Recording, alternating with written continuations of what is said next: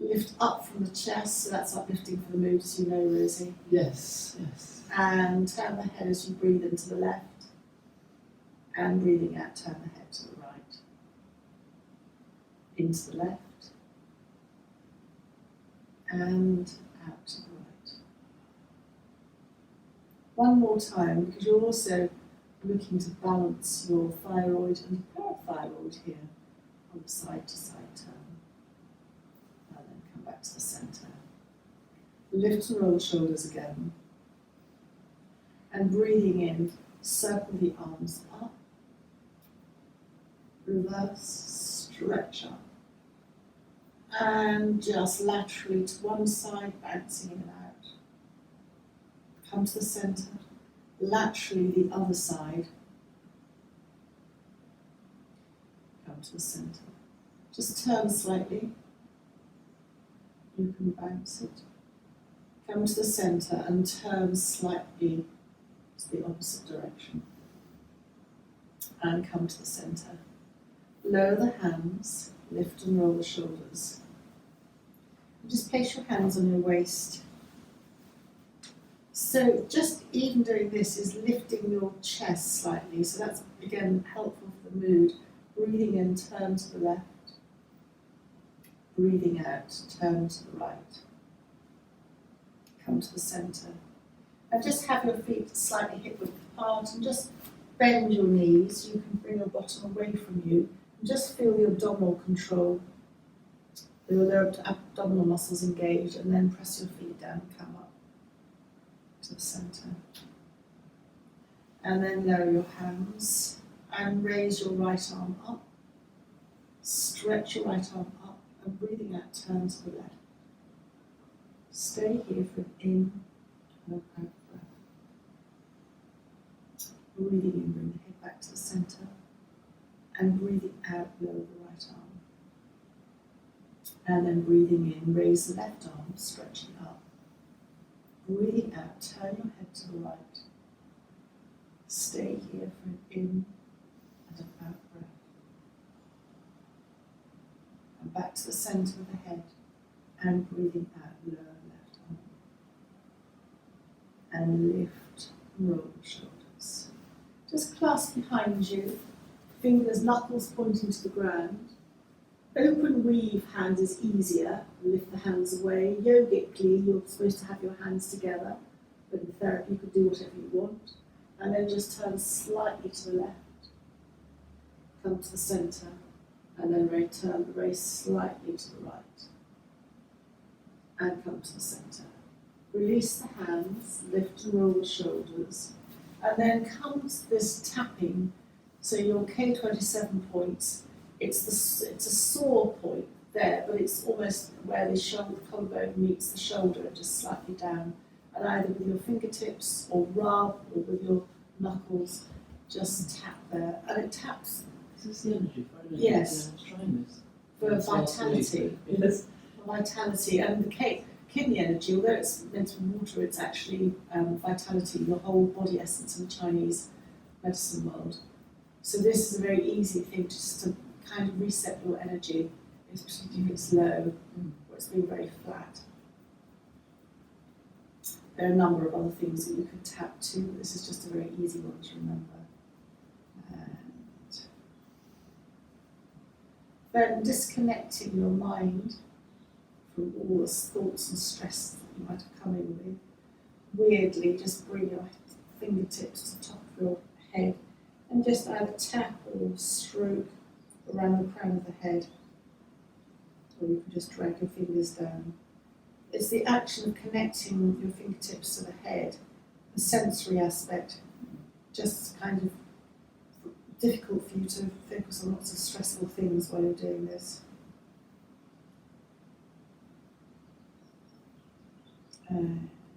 Just very gently release, and then lift and roll the shoulders. And then breathing in, hands out, and then just hug, come forward, and just gently rock from side to side. Opening the upper thoracic area, chin to chest. It's calming the nervous system. And then breathing in, stand up, open the arms again, and then the other arm, if you can remember, comes on top, and just hug. Self-love, self-compassion, opening the upper thoracic area. It's quite easy to do this at night. I've done it before I go to sleep. Oh, have you? I'm a bit fetal on my sleeping habits. And I've been doing those rounds, because what you're saying connects with your, making yourself feel a bit better. Better. It's, Sleeping. it's Do do you find it helps? Yeah, I think it did calm me a bit, yeah. I always remember a doctor saying to me, when they swaddle babies, newborn babies, they wrap them up quite tightly, and babies feel quite secure being swaddled because they've come from quite a tight environment, and the big space is too much for them. But equally, if you notice a dog or a cat will often like to snuggle up into a corner. They don't like to feel A lot of space. a lot of space. They like to. That's very true. Tony would choose his spot on the sofa and then pull me to push me out of the way because he wanted his space and I had to make room for him. So you had to go into the space. Yes, I had to go into space. He used to snuggle down. And I thought, and cats are the same. They don't Yes. they like to be in a little Secure, yeah. secure. On your knee and in a corner and sort of cat-wise, and dogs like this is slightly different. Yeah. Yes, and then It's a fetal. and there is that sort of slight curling in, and in the opening sequence of Reiki, which connects with somatic, Yeah. they start with this. It's holding your head, it's holding your space, it's holding your space. So it makes you feel very secure if someone's holding your head. Some people hate their head being held, but a lot of people might like it. And it's that swaddling feeling, going back to a very nurtured, I suppose, environment of when we're from being in the womb, coming Yeah, out of that no, swaddle, yeah. it's swaddled. Swaddled, yeah. So just lift and roll the shoulders again, and once more stretching your arms up, clasp and reverse. Just to one side, come to the centre, to the other side, come to the centre, just one turn, come to the centre, and then turning to the opposite direction, come to the centre. And then lower the hand, you might want to step your feet out, and just bend your knees and have your palms down towards the floor. When you think, well, I've come far enough, just turn to the left, over the left leg, and feel the stretch on the right side. Come to the centre and turn to the right side, or stretching the left side. Come to the centre and then just hold the backs of your calves. You can bend your legs a little bit more, supporting your chest with your bent knees, or you can straighten your legs so the sitting bones at the top, just really coming forward. Just taking an in and an out breath. Try and feel that you're leading with your chest, so your chest now is coming slightly away from you. And then soften the knees, press the feet down and roll up vertebra by vertebra to standing slowly. And lift and roll the shoulders. Hands together at the heart centre. Breathing in, soften the knees and circle the hands up. We're going to come to half salute to the sun. Breathing out, bring the palms through the centre. Onto the shins. Breathing in, half lift. Breathe out, soften your knees and soften your elbows. Breathe in, half lift. Stay here as you breathe out. And breathing in, soften your knees, press your feet down and roll up vertebra by vertebra to standing.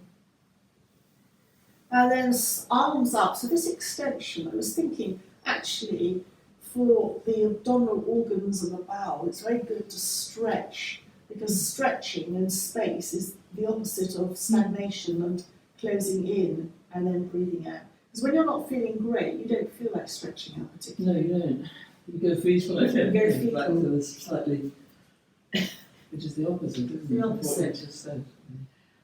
So there is that nurturing, Yes, they're different. but then it's interesting because, like, when you damage your foot or something is like, well, put hot warm on it or put cold on it, and some people have preferences. There is that other aspect of lifting at the chest, is uplifting for the mood. Yeah. But if you really feel like snuggling in, you feel like snuggling in. So, Interesting. Yeah.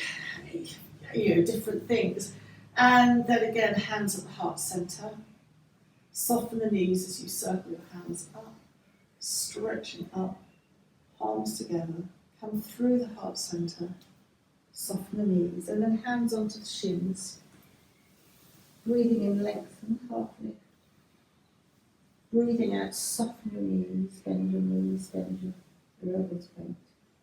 Breathing in, half lift again. And breathing out, stay here. And breathing in, soften your knees, press your feet down, roll up vertebra by vertebra, standing. And stretching your arms up, stretch up, and then hands. And then hands together, we'll do it one more time. Soften the knees, circle up, stretch palms together, come through the heart centre, soften the knees, hands onto the shins, breathing in, half lift, breathing out, bend in, breathing in, half lift, stay here as you breathe out. And breathing in, soften your knees, press your feet down and roll up vertebra by vertebra to standing. Stretch your hands up and then just circle your wrists down. And one more time, circle your wrists up. Stretch and circle the wrists down. And then just lift and roll the shoulders. Hands on the waist again, and a balance, the easiest balance, just to lift the heels off from the ground and see how you go. You could lift your heels a little bit or a lot, and then just gently release your heels down. It's very hard to, again, retain thoughts in the mind when you're trying to balance, and just soften your knees and then come back to the centre. So another balance, which is found in somatic yoga, which is interesting. I have to have my feet out to the side because I don't know why, but it's to put one foot in front of the other. You can have your hands on your waist, or you can really push the boat out and have your hands like this and just slightly go from side to side, only if your weight or your balance will allow you to do that. It's paralytic. Yes. It looks like it, doesn't it? It's, but if that's too much, then just don't use your hands, just keep them on the waist. And then step your back foot in front of your other foot. And again, just side to side. So the classic yoga balance is tree, but often that's wobbling on one foot, and it's quite stressful to maintain that balance, whereas keeping on both feet is sometimes a little bit easier, but you've still got the balance aspect. And then the back foot goes in front of the front, yes, forward. Show this side. Your dominant brain, one side of the brain is more dominant than the other. But then my understanding is that the right side of the brain controls the left side of the body, and then if you want to go one forward, I can't remember which one we did, but just to even it up. So, let me just push the hand on the waist and just enjoy that balance, that focus. It requires quite a bit of balance, Balance. doesn't it? Yes. If you, there are some doctors who say clean your teeth on one leg, and you can lose confidence very quickly, you lose your balance. But that's quite an interesting way, just when you're wall, just to put one foot in front of the other, and Yes. just see, because balance is supposed to balance the brain. So the neural pathways communicate one left and right brain hemispheres. And doing that it's a slight crossover. It's asking or inviting the brain to communicate, so it's still got a balance aspect, but in a very safe way. And for people who are perhaps not great at all, just the mere action of crossing the ankles and crossing the hands when they're seated, the brain registers the crossover. So it's good to cross your legs when you sit down. Good to cross the ankles for the Yeah. circulation, I guess, then you're supposed to want to cross your legs, but crossing your ankles crosses over the brain pathways. I'm always happy doing that. I don't know about you, crossing my Yes. ankles, then straight legs actually. Yes. I always do this. But then I read that you shouldn't cross your legs. But that's your legs. So that's your legs, that's Right. crossing up there. Yeah. So again, if that works for you, then that's Yeah, another my way of natural- doing it. I always go back to the legs crossing when I'm sitting down in the chair. And remember to uncross them and do them the other way. Yes, yes. So just come to, I know you've got cat-cow isn't your thing particularly, so just come to a seated position and for the moment have your legs out in front of you. So you're going to think about the foot,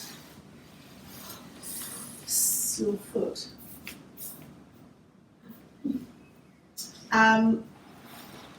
These little things happen. Just flesh out from under the bottom. Oh yeah, Carol's on a cruise. No, Carol's in Florence. I forgot about that. Disappearing. Yes. It's funny, isn't it? Everyone goes, but same time. And then just point and flex the feet a couple of times. Should I take my socks off for this? For the toes? Whatever you want to do. I bet it's better to take them off. And then just circle the ankles a few times in that direction. And circle your ankles a few times in the opposite direction. So this is boosting up circulation. So which is your bad foot? Broke my leg at work. Stupidly. Just got up and shower fell over. I broke my fibula. And it was broken as a result of my ankle doing a sudden collapse. You know when you let sudden Yes. happens? I heard it crack.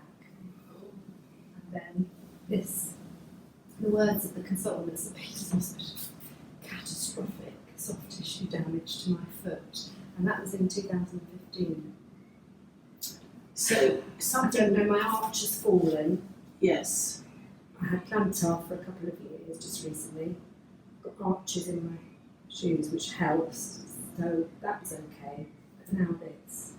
I sometimes roll on the This tennis is ball. very recent, this pointing the toes together. Is this the last week? No, they're about the last sort of month.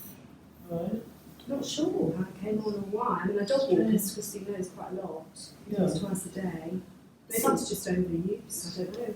Well, also sometimes from damage, little things slug up and little, the pathways aren't quite clear. So if it's your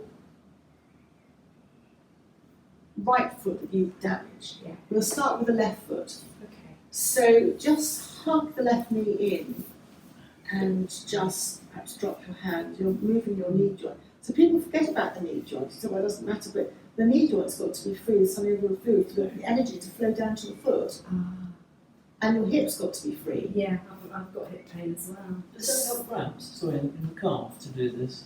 Would it? Because it's bent? Because I find bending my knees helps with the dreaded cramps. Okay, it's moving energy through, Through, could be okay. stuck. Right.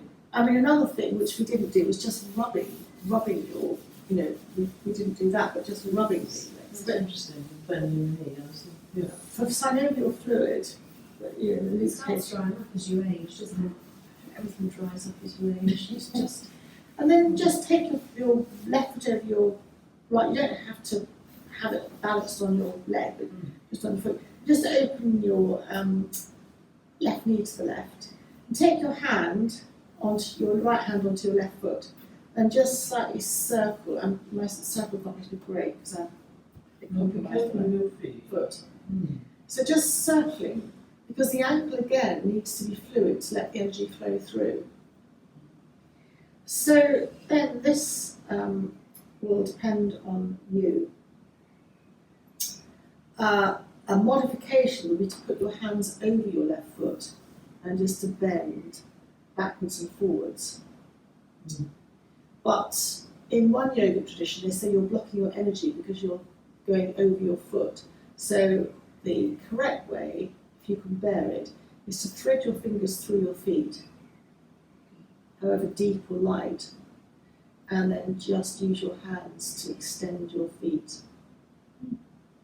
Open them and then close them down. And then you could start to circle your hand one way and then the other way.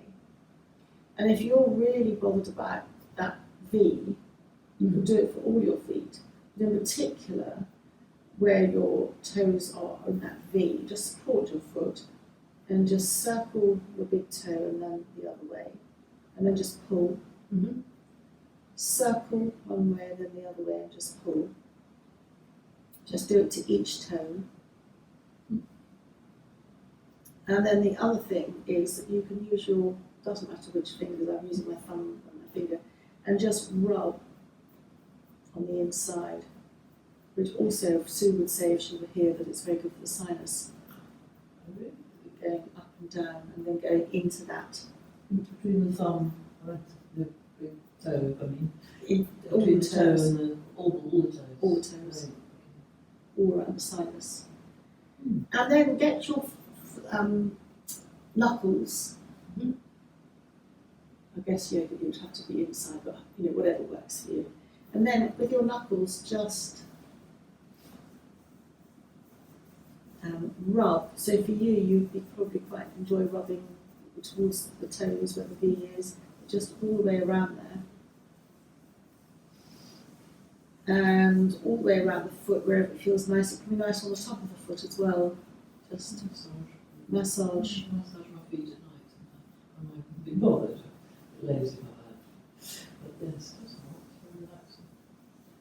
Even more relaxing, the husband will do it for you, but Phil's not interested. No, Not not interested. No, I'm definitely not doing that. They're fun, isn't it?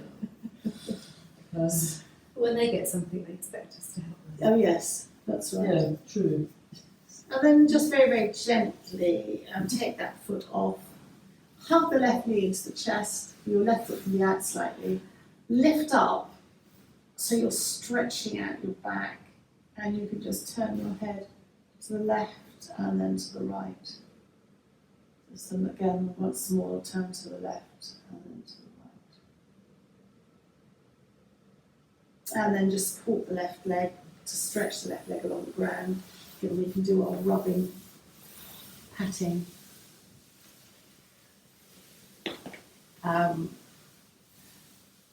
This has held lots of fluid. This one is bigger than that. Bigger well.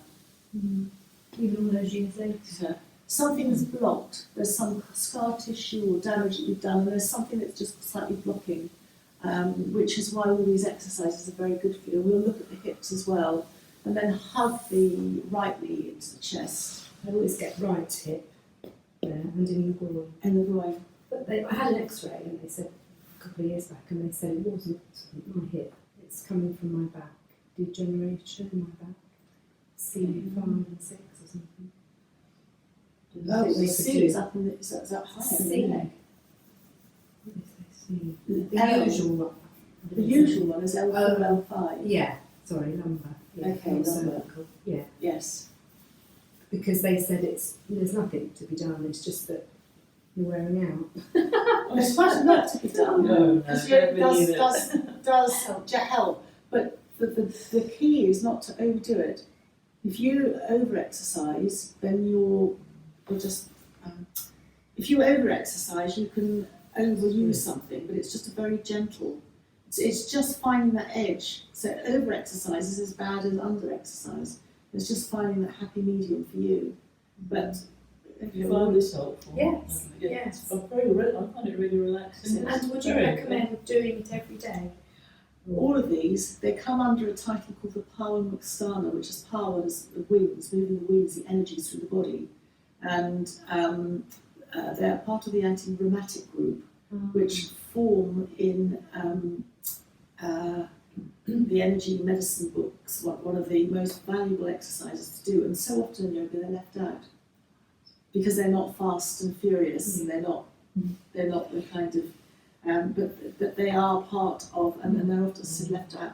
So then just open, step your right over your left, just open your right knee to the right, and then just use your left hand, you can support your leg, just to circle the ankle in one direction. From underneath. Well, we'll get to that. For the moment, we're just circling the foot.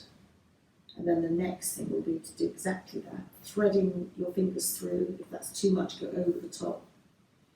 And just then, you also open your lung meridians. You can circle. Sometimes it's nice to circle. Just crampy legs, I'm always more wary.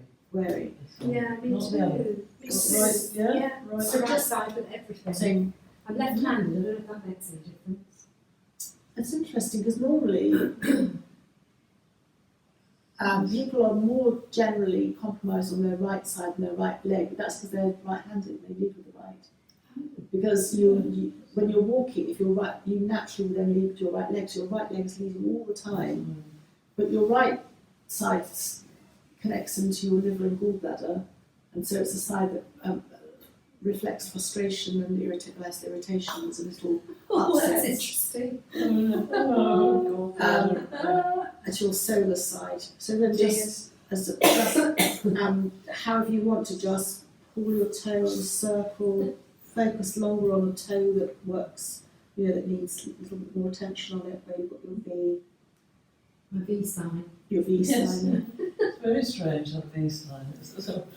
It'll probably go tomorrow. Go. I'm sure it will. These things do come and you think, what's that? And then It's they something go. different every day, it seems.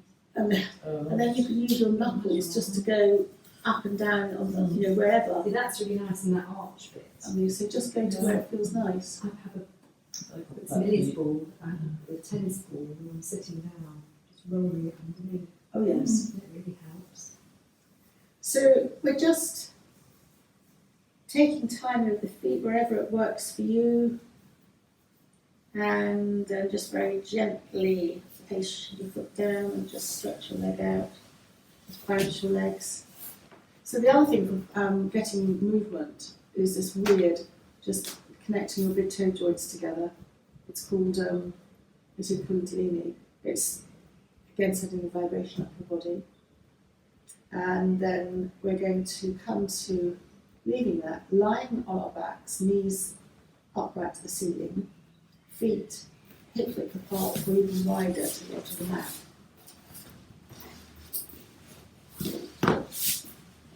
Hands can be either resting on the abdomen or resting palms down, leaving them resting up. So your back, have your feet actually wider than hip width apart. And just start to sway the knees to the right, massaging right onto that dodgy part where you'd have your tennis ball, you'd have Millie's ball. Your knees go to the right, your left hip will lift. Breathing in, bring the knees back to upright and just let the knees drop over to the left.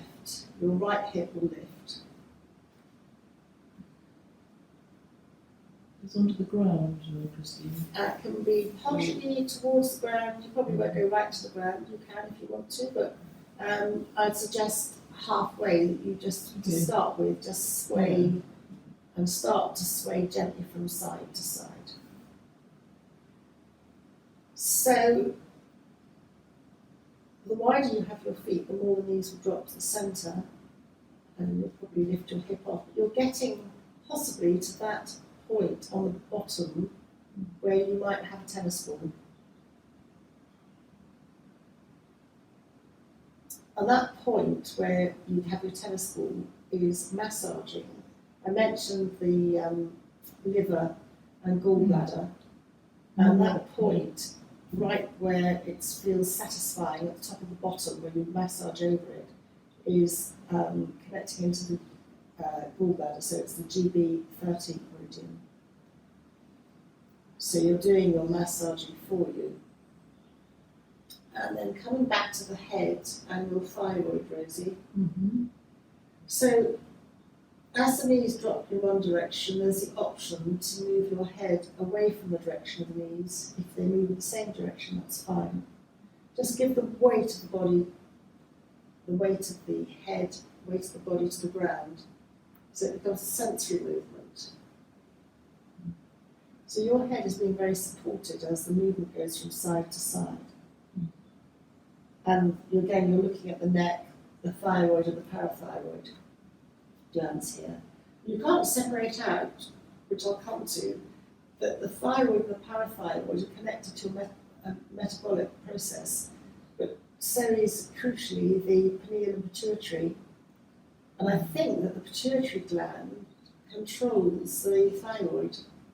Yeah. So it's not just the thyroid. And while we're here, the pituitary and pineal gland activation is nodding the head up and down. But you've got to be careful when you move your head up and down that you're not throwing your head back and compromising your neck. So then just very, very gently come to the centre. Hug one knee and then hug the other knee, and so both knees are hugged into the chest. So we're now going to come to the hips. As you breathe in, let both knees drift away to arm's length. You're holding your knees. Open your knees in a V away from each other, and then circle the knees so that they meet back, hugging your knees into the chest. Does that make sense? Let your knees drift to arm's length. Open your knees wide in a V, that's right. Then circle your knees back so that they're meeting, hugging your knees back into your chest. And you will be circling the top of the femur in the hip socket. Open out, circle. So when we move, we don't even walking, we don't move the hip socket, we don't move the leg in the hip socket to its full rotation. And that's when problems can crop up. So this is one of the most gentle movements because it remains in your control.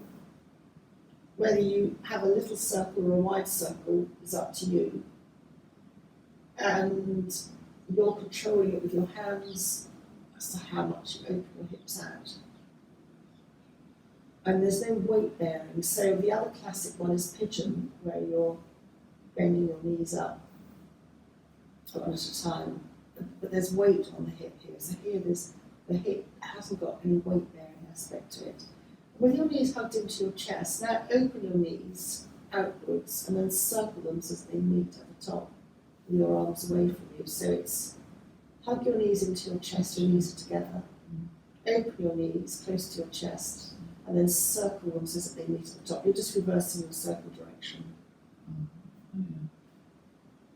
And again, you're just moving around. So another fine-tuning point, which is an option, is that you're probably, like I am, using my hands to move my knees, which is very comforting, and you can stay like that. But if you want to engage your core and strengthen your core, which is, are you all right? Fine, yes. Yeah. Sorry, did I sigh or something? Yeah, I just. Fine, thanks. So if you wanted to make it a step harder, you would have the lightest touch on your knees and let your tummy do the work, the circling. And then just circle whichever way you want to. And in doing that, your tailbone might go down more to the floor more, but you're bringing your core in.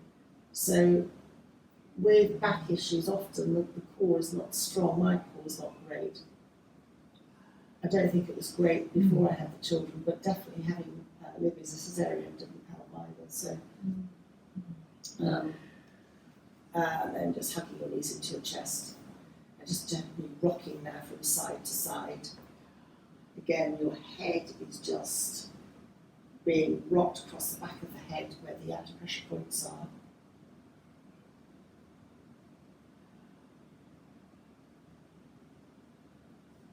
And then just put your right foot down, hug your left knee into your chest.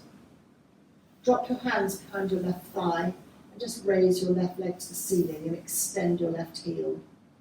And again, that's stretching out the back of the leg. That can get all cramped up sometimes. You can walk your hands up the back of the left leg, bringing your left leg towards your face. But keep a bend in the knee if you need to. And then slide your hands down your leg. Hug your left knee into the chest. And open your left knee to the left, placing your left ankle on top of your right thigh. And your hands are palms down on your abdomen or alongside you. And just sway both knees from side to side. So this is an upside down figure of 4 pigeon. Pigeon itself is the other way round on the mat, and that really puts weight on the outer hip. But this is a very soft, gentle movement, and this again is very helpful for lower back issues and hips. The muscles, when you don't move your hip through its full rotation, slightly contract and they slightly pull. When they slightly pull, they become slightly out of alignment. And then with the weight on the top of the body and slouching and age and gravity, then that gets exacerbated.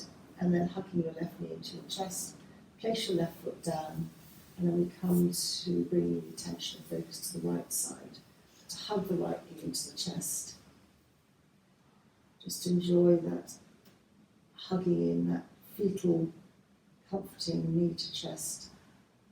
Drop your hands behind your right thigh and extend your right leg up to the ceiling and extend your right heel. And then walk your hands up the back of the right leg. You can keep your right knee soft, bring your right leg towards you. And then hugging the right knee into the chest and opening the right knee to the right. Right ankle on top of the left thigh. Palms down or alongside on your abdomen. Just sway the knees from side to side. Your hip will lift. It's, again, very simple opening for the hip. You mentioned, Natalie, about you feeling it in your groin, and so this begins to open the groin, and how much you open, it's up to you. So you can take your right hand and place it on the inside of your right inner thigh to open that out more. If you want to do that, it's an option. It hurts on my outer thigh when I do that. So I perhaps wouldn't do that.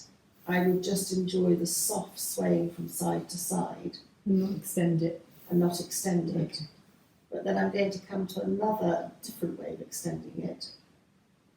So then hug your right knee into your chest, hug your left knee into your chest, and a slightly different way is to slide your hands down your shins, because you're holding just above your ankles, and your knees will go out anyway, but you're very supported on either side. If that makes sense. Yes, it So does. on the inside, yeah. Well, you can feel it on the inside. That doesn't hurt then. That doesn't hurt because it's a softer version, but you are, your knees are still out, you're still going out to the outside, but it's just a slightly different way of doing it. Good. And you can stay here as long as you want to, but most people don't enjoy staying here for too long. But it's just an aspect of that. And then hugging the knees into the chest, put one foot and then the other foot down onto the ground. Hands on the abdomen or hands down alongside you. And imagine you're an oyster. So open your right knee to the right, and then you can let your left knee go over to join it. So both knees are over to the right, lifting off your left hip. And then bring your left knee up to the centre, your right knee follows, so both knees are together. And then your left knee opens out to the left, or onto the left ankle. And you can either let your right knee join it, or if you want to really have the oyster effect, keep your right knee upwards so that you're getting an open V. It's your choice. I quite like the flowing. Both knees go over to the left, to the right, and then open the left knee first, and then both knees go over to the left. So you're kind of opening and closing. Like a clam. Like a clam, yes. So that's also a lower back issue, movement, and your bottom is nicely on the ground at the lower bottom level. So you're not lifting up at all, you're just being very heavy on the ground. So that's an alternative, again, to lying Baddha-Konasana. I just want to introduce lying Baddha-Konasana because I don't like it, because I feel it's too strong, and I prefer this movement dynamic way. But lying Baddha-Konasana would be simply having both knees out to the side, soles of the feet together, and I find that terribly strong on the inside. I would probably want monsters underneath, but I quite like the feet together. Isn't it? The rolling from side to side achieves the same objective, but it's just a different way of doing it. And then hugging one knee into the chest and then the other, and then this is classic. You mentioned the lumbar, Natalie, so this is L4, L5. Hug both knees into the chest. Whether you hug them in with your hands or let your tummy do the work's up to you. It's more comforting to hug them in, and then just let both knees drift away to arm's length in your own breath pattern. And just carry on doing that, hugging both knees into the chest, and just let them drift away to arm's length. And just carry on, hugging the knees into the chest. And here you're rocking and massaging right over that lower lumbar vertebra point of L4, L5, which is where all the degeneration is happening. You're giving almost fluid to it because your blood, you can feel the blood tingling when you release your hands away, and then you compress as you hug your knees in. So you're getting blood flow. And one of the biggest things for back problems and degeneration is keeping the fluid levels up. That's me, terrible. And as we get older, we're not aware that we're thirsty. No. That came as a shock to me. Really? Yes. Apparently, as we get older, our thirst alert system doesn't kick in, Oh, right. Oh, I remember that. which came as a shock to me. It's So, more important to drink water when you make an effort of doing so, like measuring it. I have to put in a jar. It's like I'm watering being quite. a flower, really, isn't it? Because you feel wilted sometimes, don't you? Yes, absolutely. Yes. it doesn't have to be water. If you want a cup of tea or something, you can have whatever you Yeah. want to. You don't have It to wouldn't have... be alcohol, though, would it? It wouldn't be a gin and tonic. No. So I feel. Of course not. I think if you want a gin and Something tonic, like have a gin and tonic. You could. I sometimes just have tonic water with ice and lemon because I Lemon. try not to drink. So when you go out, it just feels a bit. You feel a bit sorry for yourself that you're not drinking. You could have to rush, while you're in Sainsbury's or shopping to the loo. If you drink before. Yes. I'm trying to avoid drinking That's before I true. go shopping or on a long journey. Yeah. That's Also my thing, a avoid long it. journey, because it's one time you probably need to hydrate, then like you're thinking, Yeah. where's it going to be? But then you've got to stop and find someone. But I read somewhere that if you are well hydrated all the time, the body gets used to it and doesn't need to pee. It Really? absorbs it into your. Your mental sort of state. Initially, when you up your level of water, the Mm. body needs to pee a lot, but then it gets used to it and doesn't do it anymore. Oh, right. That's Well, it's interesting. already somewhere. Yeah. And then just slightly rock from side to side. Maybe, again, for your lower back, keep your knees together and circle both knees going in the same direction. So you're circling right around the base of the spine, and that can be quite soothing.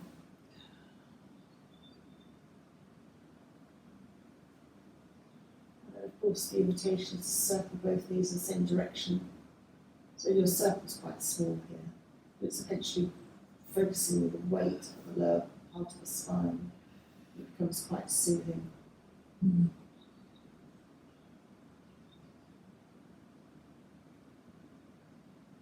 And just perhaps rock from side to side. Just really thoroughly massaging your lower back. And then, as and when you're ready, you would come up seated however you want, but classically you're supposed to roll to the right, away from the heart, stay there, and then gently come up. I don't always do that, but whatever works for you. And I mentioned that the thyroid and parathyroid were connected to the pituitary and the pineal gland. So one very easy way to do all of that on a metabolic reset Metabolic reset is interesting. is this. You Phrase. need to do it, yes, about 50 times, but I'm not going to do that. I just wanted to show you. And it's very important how you can have your legs out when it works. Very important not to throw your head back, but it's a controlled breathing in, chin up, breathing out, chin to chest. And then coming back to the centre, go to the left, centre, and then go to the right. Centre. Back to the beginning, chin up, sa. If you were doing a mantra, chin down, ta. The centre, na to the left, and ma to the right. And back to the centre. Sa, chin up, ta, chin down, na to the left, and ma, ma to the right, and back to the centre. So the sa, chin up, is the pineal and pituitary, ta, back to the centre, and na to the left, and ma, ma to the right is thyroid and parathyroid. Sa, up, ta, down, na to the left, and ma to the right. Sa, ta, na, ma. Sa, ta, na, ma. Sa, ta, na. If you don't like the mantra, you can count 1, 2, 3. Or use anything that works for you, or nothing at all. And you would do that about 50 times, slowly. In a Kundalini class, it's a manic, head-throwing thing. They're all in their early 20s and they sort of like literally. But it is, and it changes your focus. You can feel as you're going from side to side, you can't really retain anything in your mind. But it is for the thyroid and parathyroid. I should do this one. It's a Kundalini classic, calming, it's a mindfulness one because you can't think of anything while you're doing this. And then the other thing, just come gently to the centre. And I've done this in the past with Joan, but one of the reasons I flagged up with you that I thought things were not right is the same. When you touch your fingers, thumb to the second finger, sa, ta, na. This doesn't metabolic rebalance you, it's a mindfulness exercise. Sa, ta, na, na. Sa, ta, na, na. I remember you doing this one. Yes, and she couldn't do it. And she would start and it would all go That's wrong. interesting. She got confused, which is a classic dementia type Parkinson's thing, which is why I dropped doing it, because it was just she got too stressed. What if my mum could still do that? Joan. You didn't know Joan. No, I You didn't. knew She moved in the end, Shoreham. but she had got very, very confused over certain things, and it Yeah. flagged up instant warnings that things weren't quite Cognitively cognitively confused. You speak to her sometimes. So I said, come and have a coffee and Oh yes. go down to Claygate, and she'd hesitate and think about it quite a long time before replying. I just found, yes, there was a slight slowness in response. Not that you have to say, oh yes, that's lovely, or anything like that, but there was something She about didn't Joan. understand what you were saying, maybe. Yeah, she was thinking, what does that Process. mean? Process. Yeah. Yeah. Yeah, it's a bit like that. And I found that not all the time. No, that's how No. my mum started, actually, you saying that. Interesting. Oh, right, yeah. Mm.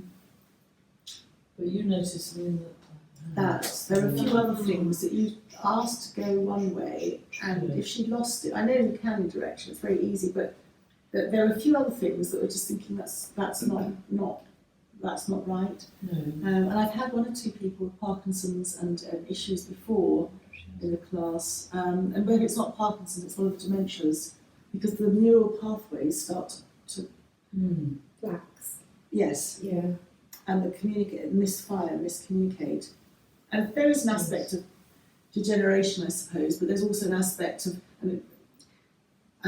but with Joan it was very. She was worried a lot too, didn't she? She was very anxious about getting here and the journey here.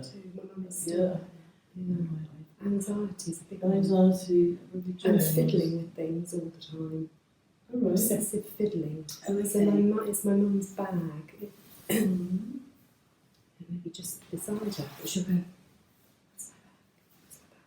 where's my bag? Where's my bag? Where's my bag? Where's my bag? And Mum, it's there. Oh, this is there. And then it's, where's my bag? Yes, I went yesterday to see her. You have to be in a really quite strong place when you go, because it's really taxing. How was she? Dipping in and out of lucidity and confusion.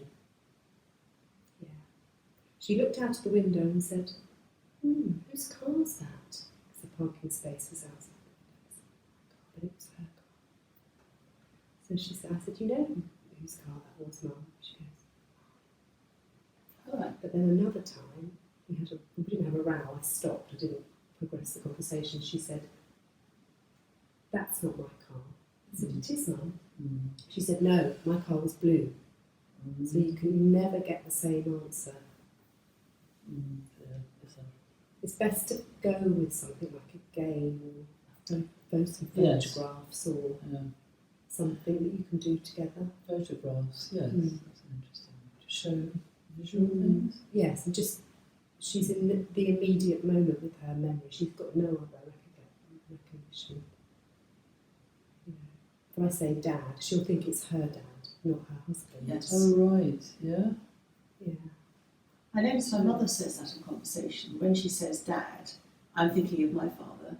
And she doesn't mean my father at all, she means her father.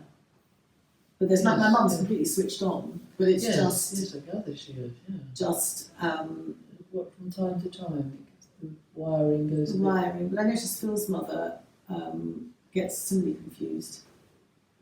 She'll call Phil Jeff, no, her husband. But she just lets Yes, go. names, yeah, I knew that with my grandmother, yeah. All sorts of funny names. Yes, my grandmother. My grandmother used to quote Tennyson poetry and stride about the room. She went from being very, very with it to being, her hair went white, she had a mini stroke, fell out of bed, and after that she was all over the place. And she'd quote Tennyson very dramatically from one end of the room to the other. And then she'd scream at my father, because he was living with her at that time. Stuart! You know, she'd get very strange. Yeah, it was so sad to see someone who was very sharp. It's really sad. It's awfully sad, isn't it? I've seen that with uncles as well. Yes. Horrible thing, dementia. Yes. You know, if your body goes, that's like one thing, isn't it? But your mind goes, and the body continues, that's another thing that can happen, isn't it? This is what's happened to Sue's mother. The mind is gone totally, but her mother's body is as strong as ever. As strong as, And going strong in Sunrise Homes, costing an absolute fortune. 8 years Until she's later, 100. and £1 she'll million later. yes, they're making absolutely sure that she's kept out. But just finishing, Expensive. yes, just Terribly finishing. expensive, isn't it? Oh, Shocking. I know. But just coming back to this somatic aspect, this is the opening sequence in Reiki. You're connecting your hands to the head. Sometimes it's nice to have your chin slightly down to the chest. Back of the neck is long, and it's that nurturing. Can't think of stress so much when you're holding your head like this. And then Reiki, the opening sequence, they'll hold you here for about 5 minutes. It's that swaddling feel again.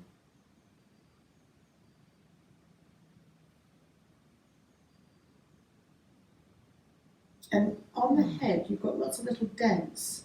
You won't be aware of them normally because the hair covers it, but the dents all reflect to parts of the brain that connect to the whole of the body.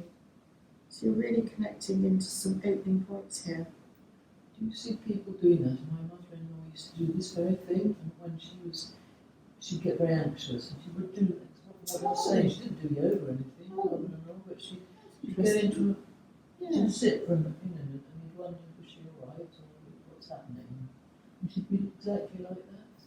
She was quite anxious, always worrying person, very anxious. It's quite soothing, isn't it? And then the Yeah, other. that's what she was probably looking for. Yeah, it is interesting, isn't it? She'd suddenly go into, as if, oh no, I can't. You're- It's like the tortoise in yoga, where you're disconnecting yourself from the outside world, so you're coming inwards. Yes. I mean, the next one is just very briefly is hand back of the head, hand on the forehead, and just press both hands. Again, the hand on the forehead is connecting into the pineal. With the chin down. Chin down, I think, is nice. And again, it's holding the space. It's really keeping you, can't think of much else. And then remove the head, and going through it quite quickly, from the back of the head, hand from the back of the head. Keep the hand on the forehead, just come to the chest, bringing you back to the present a little bit more. Again, that's quite grounding, it's quite a connecting to the heart. And then take the hand from the forehead, hand to the navel. Again, that can be quite comforting. Navel to heart connection. Because the navel has its own little brain, its gut, the gut has its own brain. And then just connecting, leaving that to hands to the